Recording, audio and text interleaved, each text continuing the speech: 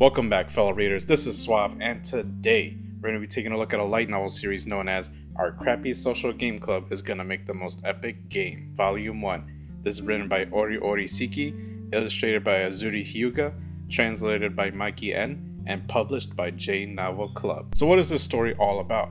Well, to put it in a nutshell, this is a slice of life high school story about a young boy named Kai, and we watch Kai as he grows and develops as a character over time. And at the same time, he's making these smartphone games while also being surrounded by all these cute girls around his age. But don't get me wrong, this isn't a harem story. In fact, there's very little romance, if any at all. But we'll get there when we get there. So when it comes to Kai, he is our main character. He is who we follow throughout this whole story. And Kai attends this high school that is known for its social game club. Now, what do I mean by social games? In this story, it means that games are being played on social media like Facebook, or it could also be just games that you download on your phone and you play, like those little gacha games. So they're kind of all generalized in that one category. Now, this club has broken gacha games down, or pretty much social games down, to a science. They pretty much chart down all the profits that they make. They look at all the patterns, like, okay, if we put this event in this game, this many people will participate and they'll spend this amount of money, or maybe we can make this cute outfit on this character and they're definitely going to buy this outfit. And so, you know, it's kind of like almost a game company at this point. So our main character, Kai, he is responsible for one of these games. So he's a part of the team that's responsible for one of these games. And he knows that there is sort of a rigged system in the gacha element of this game. And the gacha element sort of favors people who spend more money. It's kind of rigged that way. And, you know, he, being the upstanding citizen that he is, he decides to leak that information anonymously, of course. So one day, Kai finds himself in a meeting with all these groups. They're talking about their games and they come up with their game and they bring up that this information has been leaked. Now, Kai knows that eventually he's going to be found out, so he actually gives himself up, and, you know, he can't stand being ridiculed by his peers. There's no way he'll be able to fit in anymore, so he decides to just leave the school, move to a whole new town, new city, and attend a whole different school altogether. So long story short, Kai ends up going to a new school in the new town, and he has to join a club. It's mandatory. If you don't join the club, you're not going to graduate. That's the rules. So tough luck, kid. You got to join the club. He's like, all right, fine. But, you know, Kai's not really the type of guy who's social and he's not athletic, so he's not really good at finding what type of club he wants to join. And then he meets Nanaka, the girl in our cover here. And so she is, you know, showing him around the school, giving him the grand tour. And, you know, she's trying to see where he fits in. And, you know, she's not really finding a whole lot about him because there's not really that much interesting about him to begin with. But she notices that when he pulls out his smartphone, there's these little alerts that are on his phone. And they're for all his little gacha games that he plays. And, you know, the moment she sees that, there's a sparkle in her eye, like, oh my God. Do you like these kinds of games? He's like, no, yeah, I guess I do. And so she's like, all right, we're going to take you to the last club that I was going to take you to. And it just so happens to be this little social game club in this rundown school. And Nanaka goes in there. She opens the door and it's this messy ass place. And it just so happens that Nanaka is actually the one in charge of this social game club. And there's also two other members. And they all happen to be cute girls around the same age.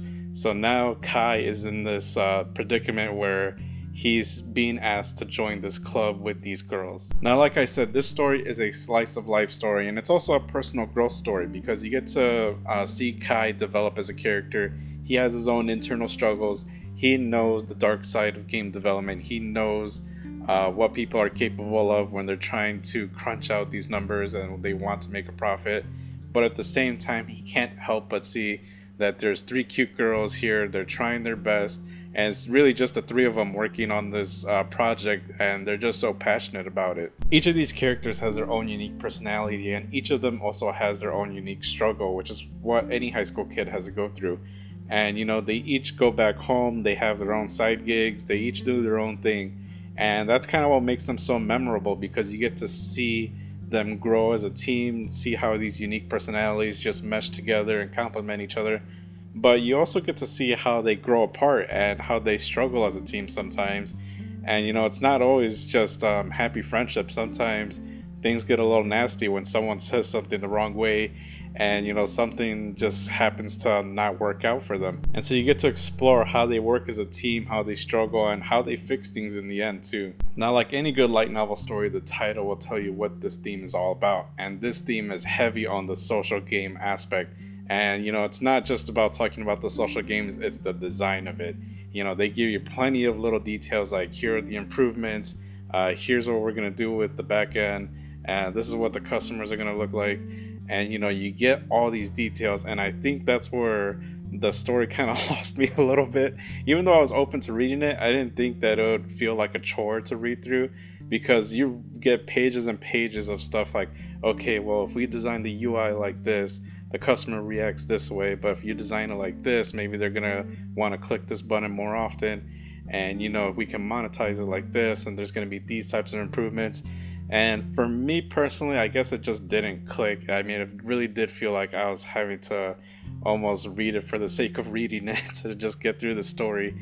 And maybe it just needed comedy, or I don't know what it needed, but it just didn't hook me in like I thought it would. Now, what did click for me was the drama surrounding this social game club, because these characters have their own internal struggles going on. And take for example Nanaka. Nanaka is sort of like a helping project lead. She helps manage the timelines and everything, and what people are supposed to do, what they're supposed to work on. But in the past, she was kind of an aspiring artist. And she had made these little illustrations, and they put it in a game. And one of her friends, Iru, she's the main illustrator of the team. And so when you see the illustrations that Iru made versus the illustrations Nanaka made, people, when they play the game, they started providing feedback. It's kind of almost harmful feedback for Nanaka, because they were like, well, did someone mistakenly put this art? It looks like it's like a prototype or half bad art. And so Nanaka didn't really take that so well, to the point where she was like almost traumatized by it, where she just didn't feel like being an artist anymore, where she kind of just dropped that whole dream altogether and just started being a project lead. Then you have Iru. She is the main illustrator of this team, and she hates Kai with a passion. He says one wrong thing and she will pop off on him. And he's not saying stuff in these things on purpose. He's just saying what's coming off of his mind, and he doesn't really understand the background that some of these people have, and so sometimes it comes off a little harmful without him really realizing it. And then you have Aya. She's the main programmer of this group, and she knows how all these personalities react, so she kind of just puts her head down and she's like, whatever, let these crazy girls do what they do. They always do this all the time. And Kai is in the middle of it all, and he has to balance all these different personalities. And that's really what this story is all about. I mean, it's really Kai getting to develop these relationships with these girls, and it's not really a romantic relationships. It's more of wanting to know who they are as a person, really, and seeing them outside of school. And he opens up to them, and they start to accept him a little more. And this is what really you get in each and every chapter. And thank goodness that they added Kai's stepsister. I think it's a stepsister or something like that. And when she appears, she's really the only one comedic aspect in this whole story, because the stuff that she wears and the stuff that she says, it is the one and only time where maybe I crack a chuckle every now and then. And there is this special moment where Kai gets to revisit his old demons, where he gets to talk to his old colleagues from this other school. And there's these project competitions going on, and there's these other side projects that he's working on with them. And so you get this sort of gratifying ending, but it's not a real ending, because there is a volume 2 coming out. So it kind of leads up to a continued story that's going to lead up to that volume. Now, with all that being said, we move on to my final verdict. And my final verdict for this book is that it is a good read. This isn't the best story that I read, but it's certainly a satisfying one when you finally get to the end.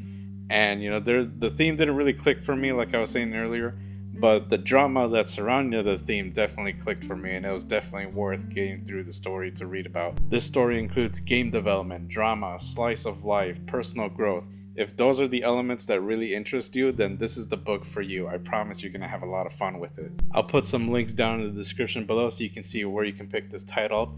And let me know what you think about this book down in the comment section below. And if you like this video, make sure you hit that like and subscribe. We're going to be bringing more light novel reviews in the near future. With that being said, I will see you all next time. Bye everyone.